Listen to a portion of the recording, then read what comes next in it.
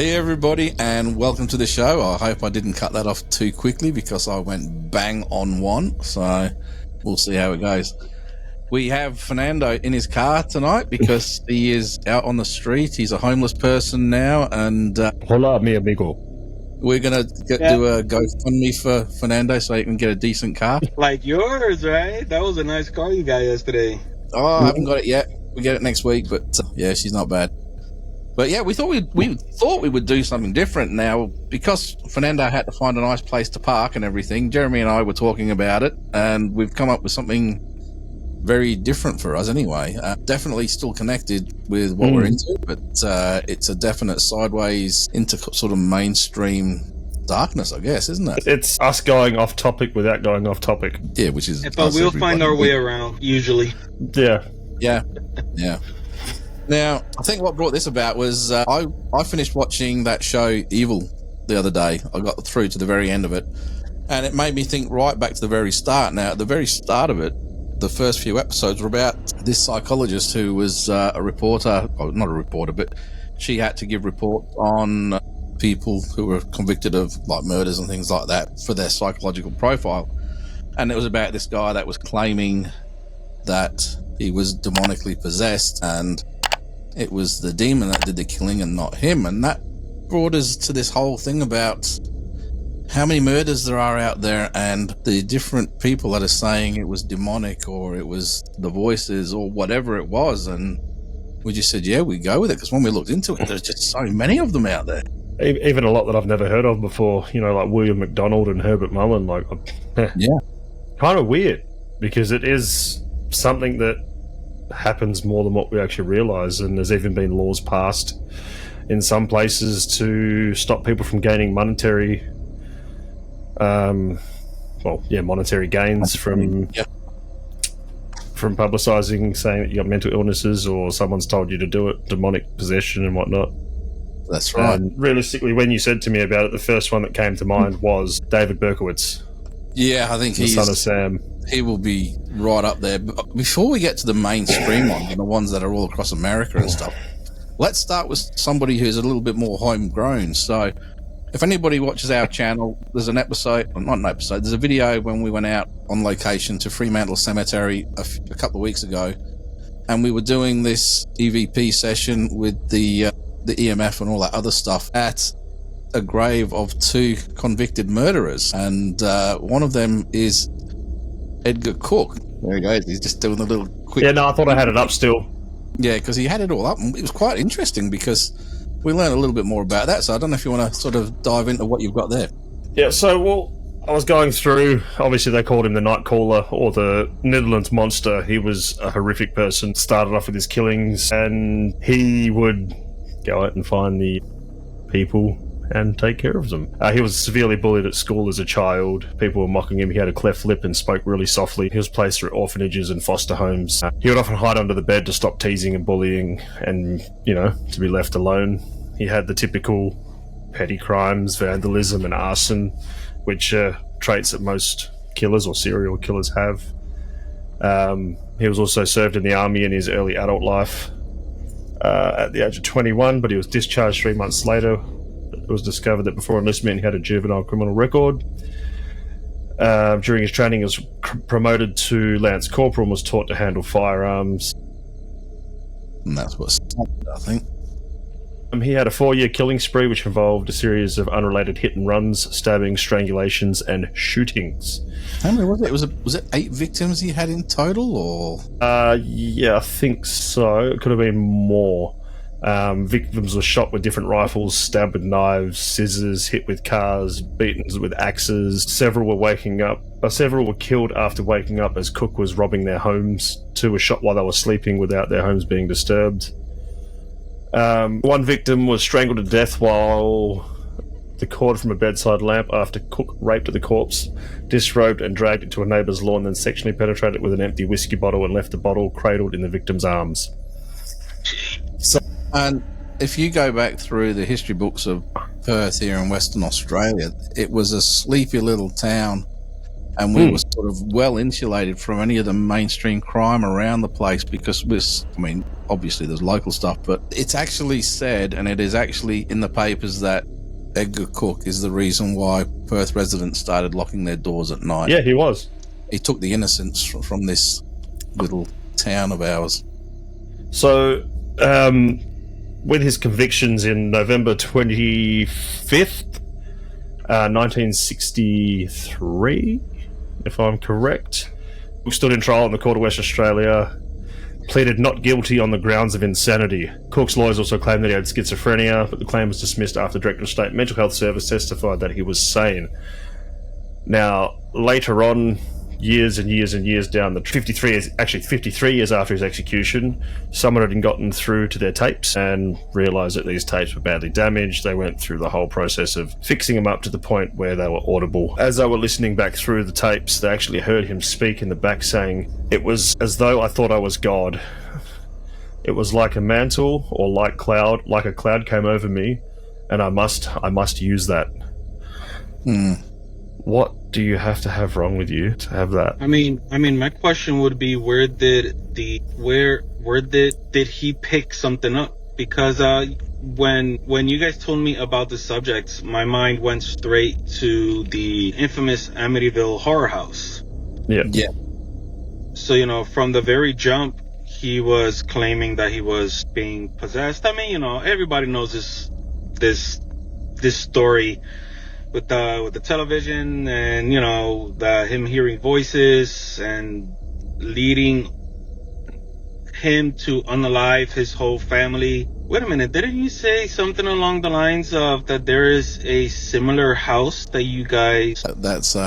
It's actually gone cold for us, but it is a case that we have at the moment, which, if you look at the Amityville case of him and his brothers and sisters and everything, a case that we have on the books at the moment is very similar. There's the older son, and then there's the next son down, which I believe was like the equivalent of Dawn DeFeo.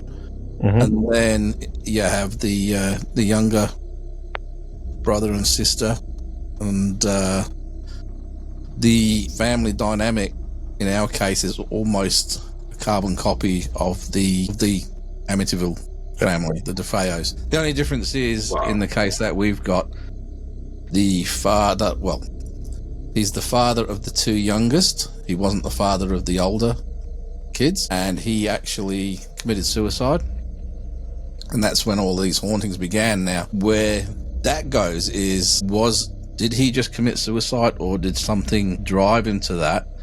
And then once he's gone, the oldest son is now exhibiting the exact same behavior and aggression towards the family, to the point where the mother was hospitalized with very severe injuries, and he got taken away by the police, and there was a restraining order put on him, and he wasn't allowed near the house. Now, apparently, as soon as he is away from the property, he goes back to a normal person. But as soon as he gets to that property out in the out in the sticks of Perth here, he changes, and he's been known to get on the roof of the house and stalk, smacking on the roof, saying, "I'm coming to get you." And I'm not going to go into all of it because it's an ongoing case, but the worry that I got from some of the family friends is that they're all going to make it on the news because they're all going to get wiped out at some point. So, wow. And what's happened is that I do believe that certain members of the family, they actually think that the husband who committed suicide is still around, and they don't want rid of him. So we could go in there and try and clear the place, but if they still like having this spirit around, it's never going to do the job. Yeah. So we haven't heard any more. They've gone quiet, but yes, it's very similar to the DeFeo family. So with this case as well, all it took was one murder to actually lock him up and send him to the gallows, which was from the Australia Day shooting. But 15 minutes before he was executed, he reportedly swore in a Bible that he had also killed Miss Anderson and Miss Brewer as well. Psychopathic. Yeah. Yeah. And, and this just keeps leading on from different places and different places. Now, we talked about Edgar Cook in over here in WA. In England, one of the, I mean, obviously you got Jack the Ripper from the 1800s, which they do believe now they've worked out who it was. It all came across the news here not long ago. So whether that's truthful or not, I don't know. But then later on, when I was a kid, I grew up in North Yorkshire in England, and in the sort of southern and western part of Yorkshire, in the, I think it was the late 70s, early 80s, somewhere around there, the Yorkshire Ripper started. And, Mr. Peter Sutcliffe. Mr. Peter Sutcliffe. And what he was doing is he started killing ladies of the night and things like that. And for the most part, even though there was a serial killer killing prostitutes and everything, the public weren't bothered, because they were basically saying, well, he's getting rid of the trash. They weren't thinking of these ladies as family women trying to make a living and stuff like that. They were just looking at them as trash. But where it went pear-shaped was he inadvertently killed a 16-year-old girl, and that fired everybody up. And from that moment on, the hunt was on to get the Yorkshire Ripper. So now, he was...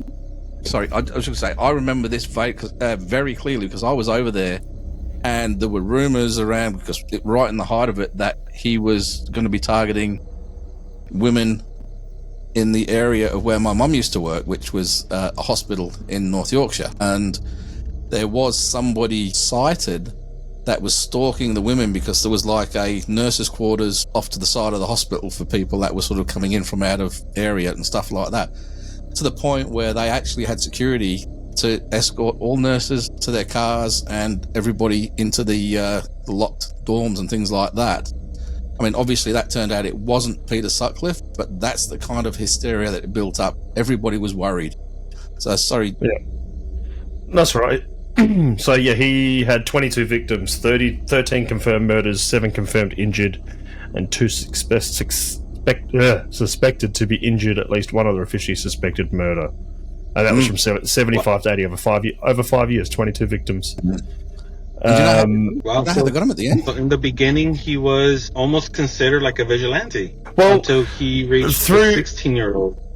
So his upbringing, he had a really screwed up childhood. They ended up talking about him as an extremely callous and a sexually sadistic serial killer. So he would go through the museums there in the, I don't know the exact name, I can't remember, but he would go through and then look at images and sculptures of venereal diseases and what it looked like on them and all this, that and the other. And that kind of pushed him towards the prostitutes, because he actually, I think he suffered from syphilis himself. Or there was a venereal disease of some sort that he had actually suffered himself. But yeah, he'd go to the red light districts and, yeah, kill prostitutes until he got caught in Sheffield. And he loved to walk around with his lovely cricket vest.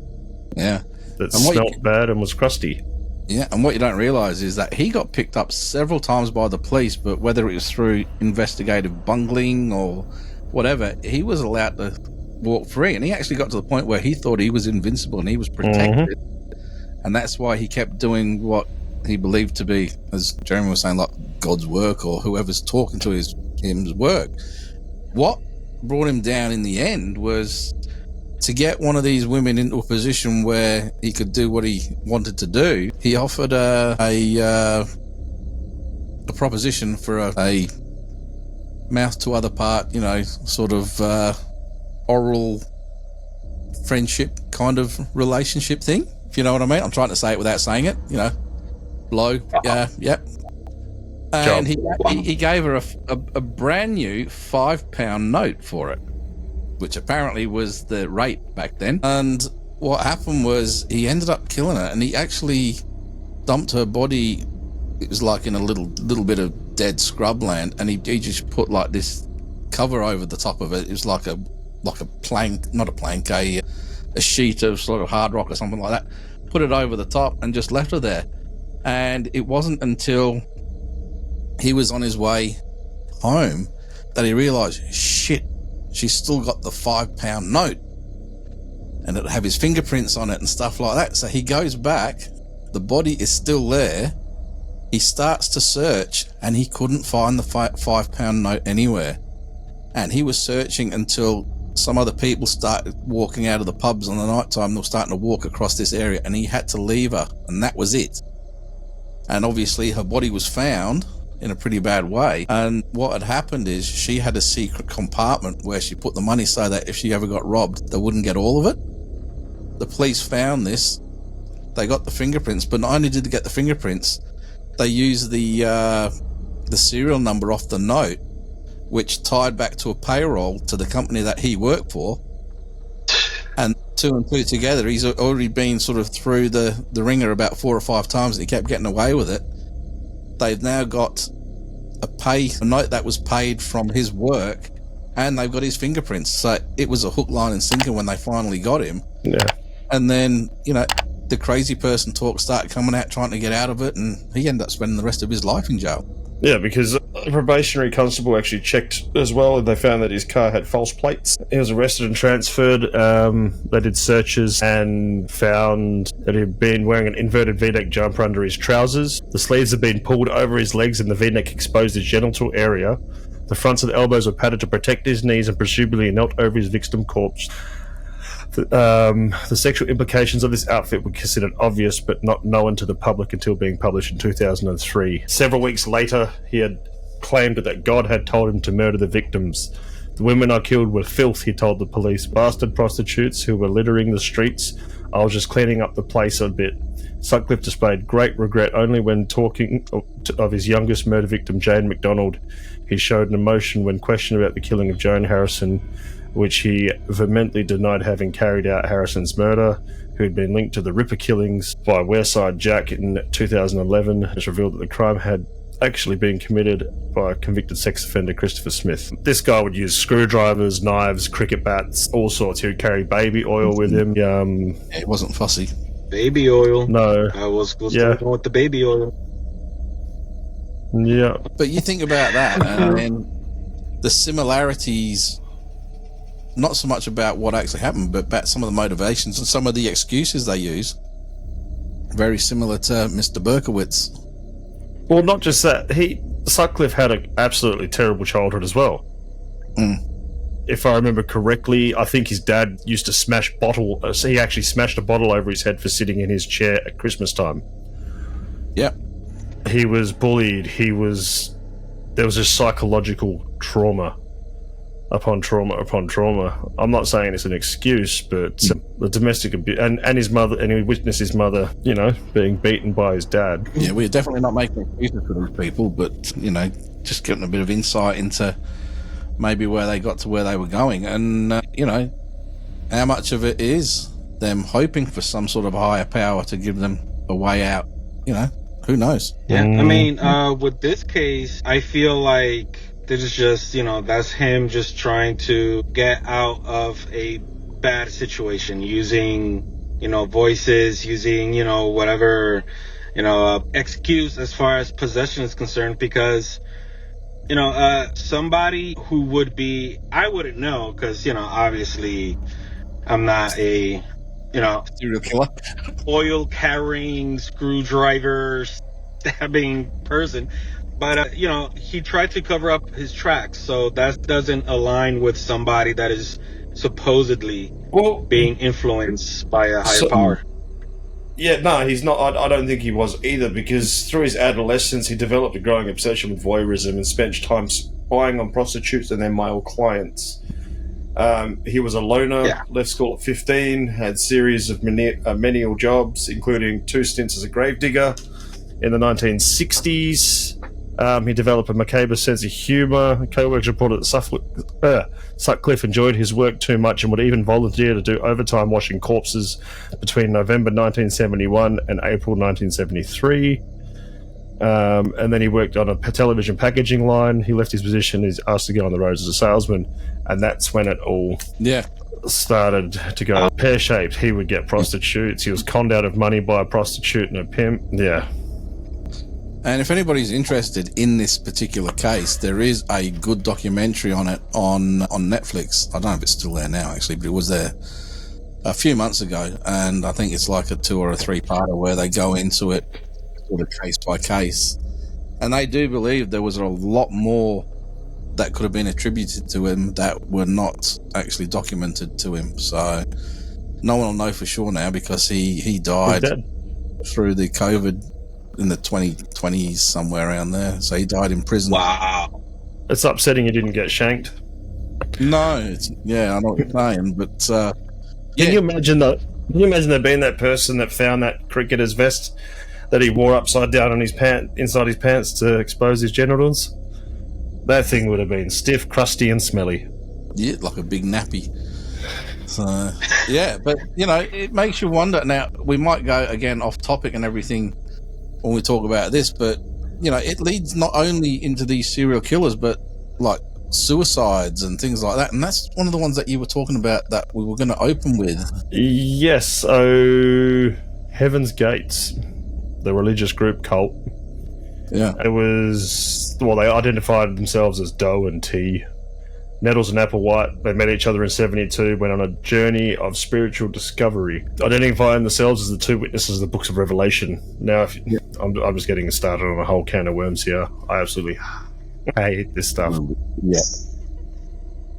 But anybody who doesn't know, the book of Revelations obviously is all to do with Armageddon and that sort of thing. And the two witnesses will witness certain events that will bring the foreboding apocalypse to be. So yeah. And this kind of fits in with us, this sort of story for us to talk about, because it was talk about UFOlogy, UFO religions. The central belief of the group was that followers could transform themselves into immortal extraterrestrials by rejecting their human nature. They would ascend to the next level, to heaven, referred to as the next level, or the evolutionary level above human. Sound familiar? Originally believed they would ascend to heaven while alive aboard a UFO. They came to believe that the body was merely a container or vehicle for the soul, that their consciousness would be transferred to next level bodies upon death. I'm just going to say it. I'm just going to put it right out there. Edit. Oh my god. So you guys, I'm outside. Don't say that word while I'm outside. I did put your earphones in so that nobody else could hear. Yeah, I have all the windows up in Florida heat in the middle. It's getting kind of hot in here. Actually, what we should do, we should get Fernando to take his mobile studio out to the car park of the Scientology building so we can have that in the background. That'll be. And we could talk crap about them. And then we can watch him doing the run through the street, trying to get away from the angry Scientologists. So I didn't realize they were located in Florida. Oh, they're all over the place. They've got... I don't think their main headquarters is there, but I think they do have a big building down there. Could be wrong, but... Yeah. They're the establishment of the meetings. But yes, the alien side, when you were talking about them shedding their human side, it's like getting rid of what the Scientologists call the thetans. You've got to go through these different levels to shed yourself of these thetans, which are making you impure and stuff. It's the exact same thing, just... I'm gonna have to figure out what came first, Scientology or this. Scientology's been around for a while, although it wasn't called Scientology at the time, because... no, it was called Heaven's Gates. Well, it'd be interesting, because L. Ron Hubbard did have a different book before the Scientology was formulated. Well, this was in 72 where he met Bonnie. I actually think Scientology might have been in front then. So according to Applewhite's writings, the two met in hospital where she worked while he was visiting a sick friend. It had been rumoured that it was a psychiatric hospital. Another account, vague by whom, had Nettles substituting for a nurse working with premature babies in the nursery. Applewhite later recalled that he had felt he had known Nettles for a long time and concluded they had met in a past life. She told him their meeting had been foretold by her and by extraterrestrials persuading him that he had a divine assignment. So is that some kind of a psychosis, some kind of schizophrenia, some kind of psychological thing, or is there some kind of intervention from higher powers that be, whether you call them the Anunnaki, whether you call them the Draconians, the Reptilians, the New World Order? Or what we went to before, where we were talking about how using subliminal signals and messaging. So eventually, It's all Applewhite coming and around. It's all coming around. it does. So eventually, Applewhite and Nettles resolved to contacting extraterrestrials and Sound Like Mon followers.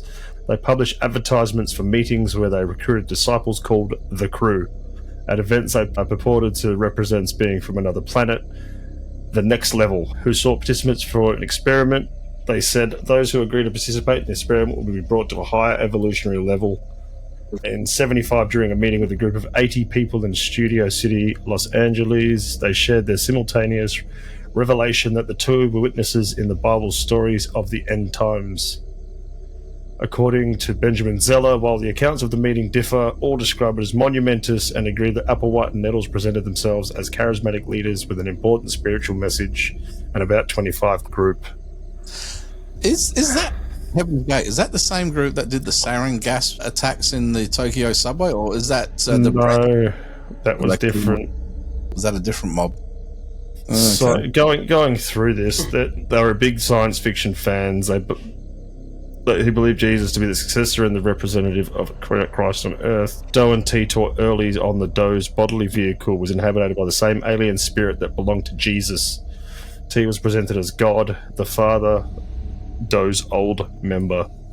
So they used various methods as a tour of the United States, proclaiming high-level metamorphosis, the deceit of humans by false god spirits, and the divinity of UFO in 2. That's Wait, did you just say alien spirit? You said the alien spirit called Jesus Christ? No. Where'd it go? The deceit of humans are false god spirits enveloped in the sunlight. Where did I go? I've lost my notes now. I'm trying to fix up. I'm going through them as I go. I could have sworn you said the alien. So Doe and T taught early on that Doe's bodily vehicle was inhabited by the same alien spirit that belonged to Jesus. Yeah.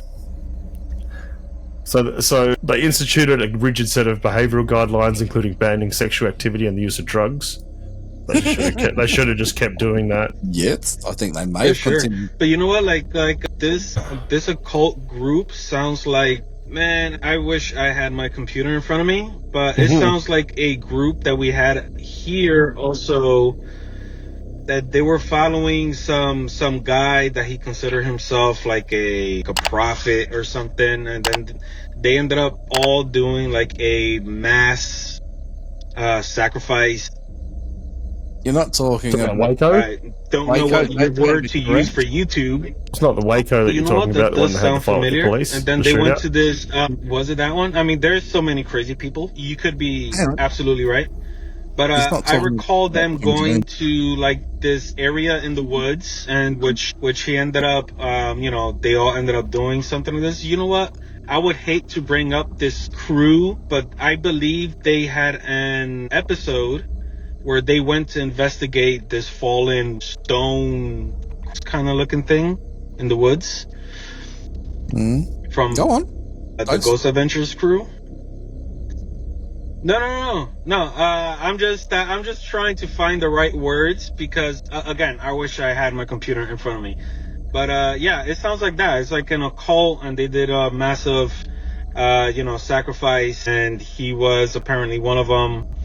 And this guy, honestly looked like Jesus. Well, you think about it, right? It left that area completely haunted. Area, supposedly haunted.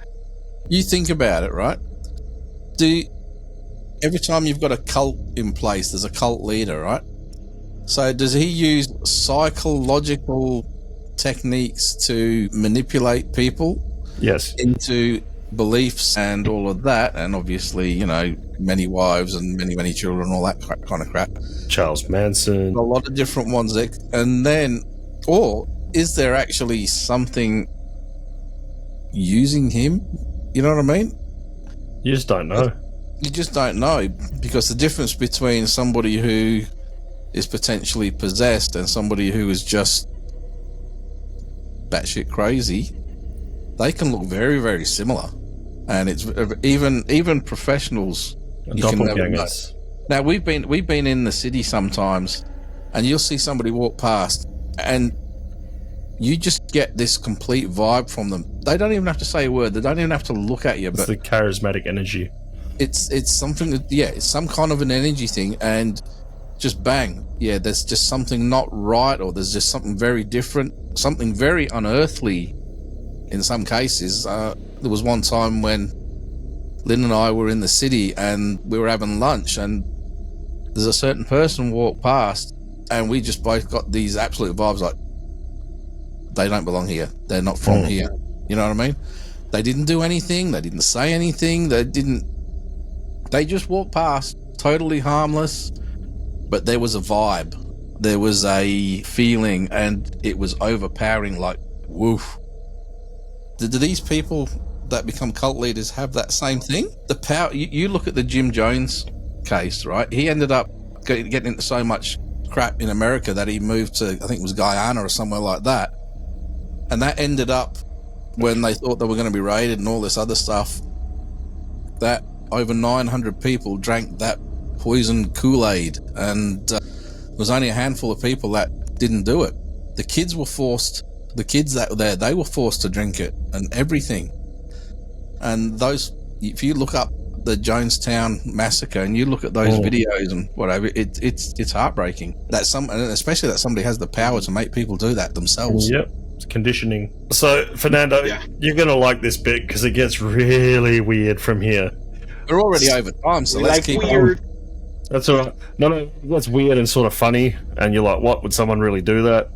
So, they had a mansion located near Colina Norte in Rancho Santa Fe, California. They paid $7,000 per month rent in this place, cash. The same month, the group purchased alien abduction insurance that would cover up to 50 members and would pay out $1 million per person. The policy covered abduction, impregnation, or death by aliens. Can you imagine if they made a claim, what the assessor would have to go through? Jeez.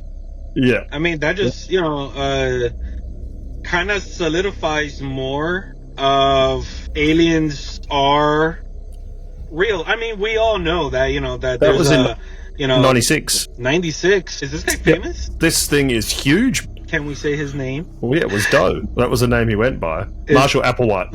I don't know. Yeah, see. So on March the 13th in 97, the media reported on a mass sighting of unidentified lights over Phoenix. During March 19 and 20, Marshall Applewhite taped himself in a video titled Doe's Final Exit, speaking on mass suicide and the only way to evacuate the Earth, after asserting that the comet Hale-Bopp was the sign of the group had been looking for, as well as a speculation that an unidentified flying object may have been trailing the comet. Applewhite and his 38 followers prepared for a ritual suicide coinciding with the closest approach of the comet, so their souls could reach the next level before the closure of Heaven's Gate. Yep. Members believed that after their deaths, the UFO would take their souls to another level of existence above human, which was described as being both physical and spiritual. Scientology. Yeah. Their preparations included most members videotaping a farewell message. The 39 adherents, 21 women, 18 men between the ages of 26 and 72, are believed to have died in 3 groups over 3 successive days, with the remaining participants cleaning up after the prior's death. Now, I would not have liked to be the people having to stay behind and clean up before I went. No. So the suicide unaliving began on March 22nd and 23rd in 3 waves. To unalive themselves, members took phenobarbital mixed with applesauce or pudding and washed it down with vodka. After ingesting the mix, they would secure the plastic bags around their heads to induce asphyxiation.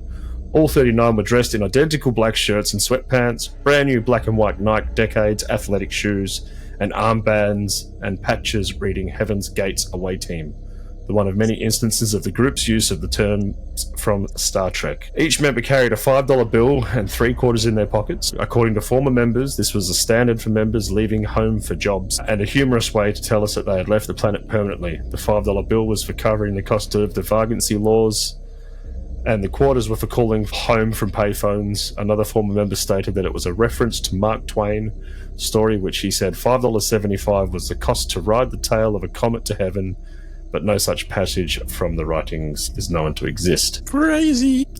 Now, Yeah, Yeah, I mean, because They you would even- think, you know, they even- go for it. So they even claimed the whole Nike "Just Do It."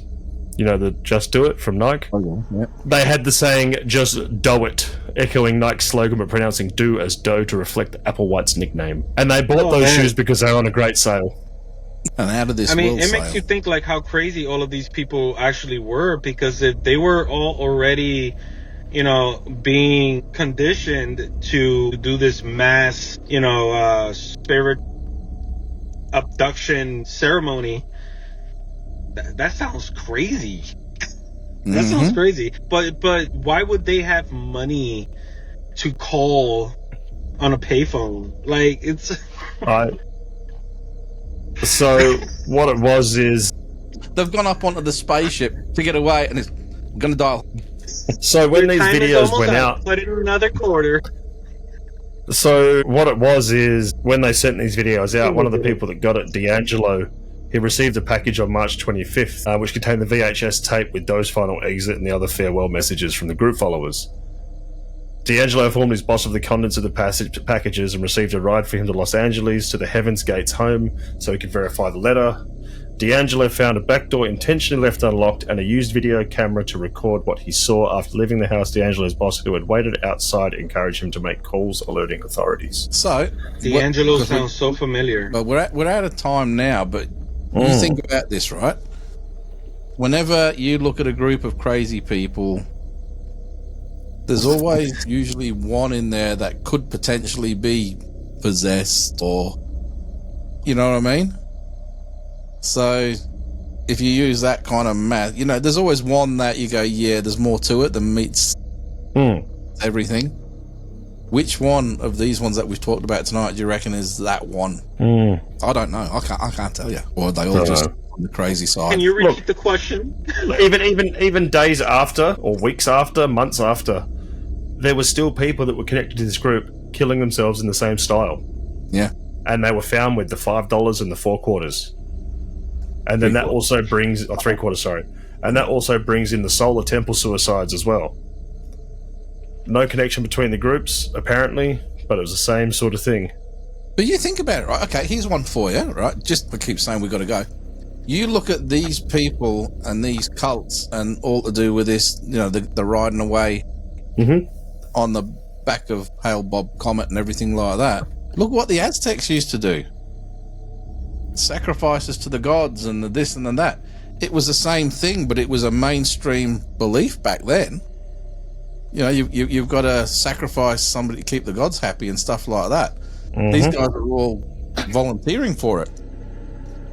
But the I mean, principles you are the know, same. as far as sacrifice is concerned, we could go even towards the Vikings. The Vikings used to sacrifice also, you know, for their gods. But it, you know, just this is gonna sound really insensitive. But you know, it's okay that, you know, that this happens to people that wants to off themselves with $5.75. We don't need people producing. Why are you laughing, man? I just still have the thought that, you know, they're gonna off themselves, right? But they feel like they need this money in their pocket just in case to phone home. Well, From prison. you go beyond that, right? You go beyond that, and you talk about that little thing that Jeremy was talking about I think it was Mark Twain or something like that, where that cost to ride the Comet $5.75. Have they not heard of inflation? It's probably cost more than that now, and wouldn't they hate to get all the way up there? And the conductor turns around and goes, "Sorry, this is an exact change Comet." And they'll have to float So- back down.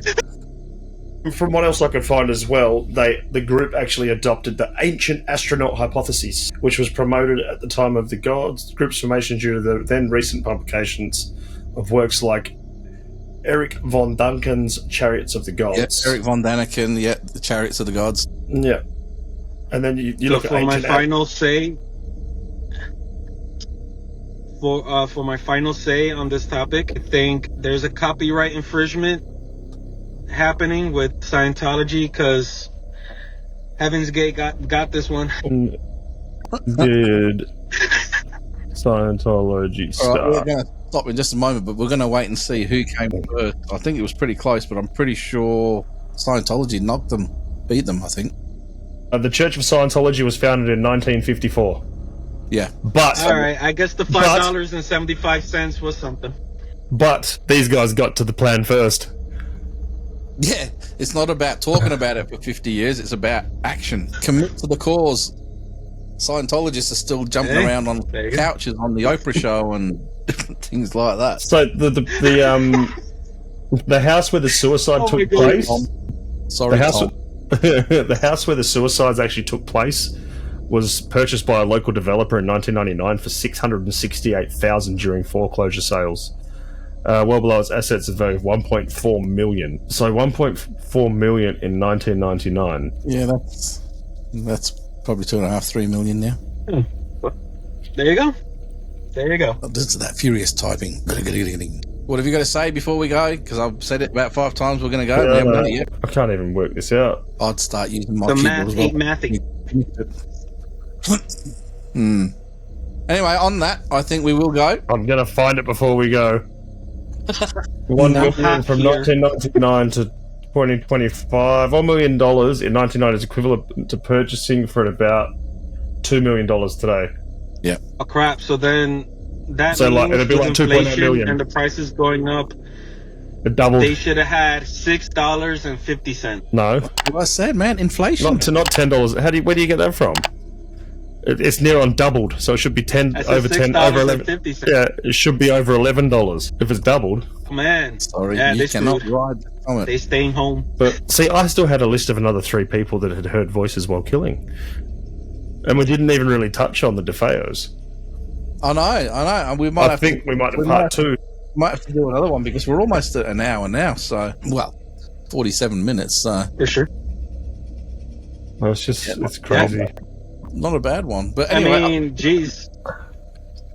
We could talk about the Vajiska Axe murder house also. Mm-hmm. And they're going through some... the Valissa. But yeah, I'm sorry. Crap. Yeah. Yeah. There you go. Yeah. Mass suicides. You've got Heaven's Gates, Jonestown, movements for restoration of the 10 Commandments of God, the Order of the Solar Temple, the People's Temple, the Siege of Masada. So That's more than one episode. Yeah. I suppose I could try and make in there the mass suicides in Nazi Germany as well. I'm sure they heard voices. Anyway, on that, we are going now. So, Goodbye, everybody. say your bye-byes. Fernando's got to go find where the Scientologies are parked. See us from the hot car in Florida.